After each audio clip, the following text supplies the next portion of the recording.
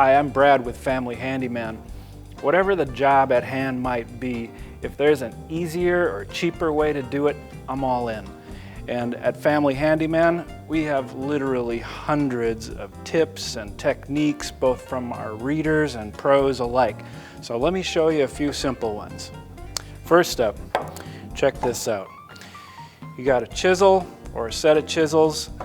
If they're just banging around in your toolbox or in a drawer, they're going to get dinged up and they're going to be dull in no time. So grab a pair of old work gloves that are almost worn out, cut off the fingers.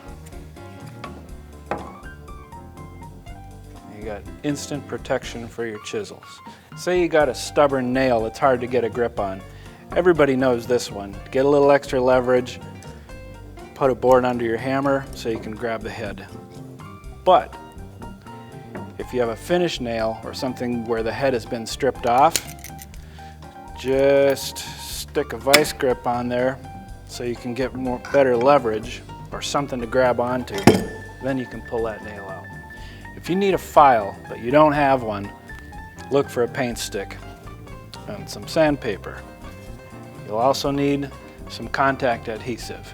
Now, I've already sprayed this on the stick and the sandpaper because it needs a little time to dry before you stick the stuff on there. Then stick it on, fold it over, and trim it flush. So easy as that. You've got a quick file with two good flat sides and one skinny edge for getting into tight spots. Got to get a screw in a tight spot, but your screwdriver isn't magnetized? No problem. Grab a magnet of any kind. This one's rare earth, which is really strong. Stick it on the screwdriver. You're magnetized and ready to go. It's important for your framing square to be square, and a lot of them aren't, even brand new ones. But here's how you check.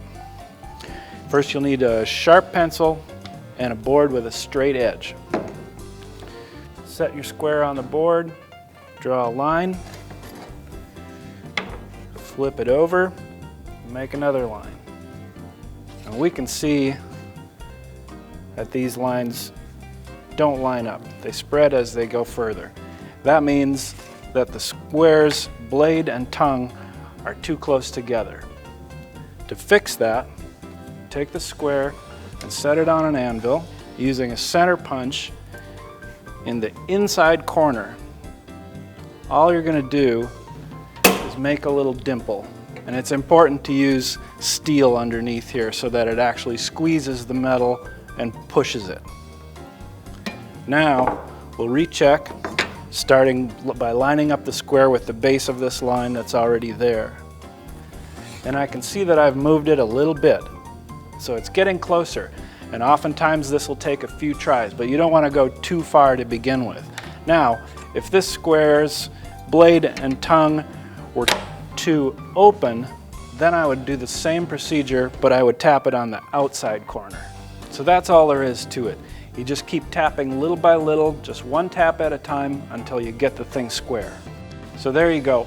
A few simple tips to make your DIY jobs a lot easier.